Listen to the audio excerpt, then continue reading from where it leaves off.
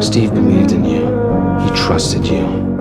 He gave you that shield for a reason. That shield, that is everything he stood for. That is his legacy. He gave you that shield and you threw it away like it was nothing. So maybe he was wrong about you, and if he was wrong about you, then he was wrong about me. When Steve first told me about the shield, the first words I said were, "It feels like it belongs to someone else." That someone else is Steve.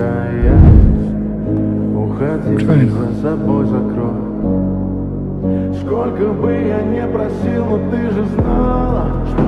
How does it feel? Like it's someone else's. It isn't. Thank you. I'll do my best. That's why it's yours.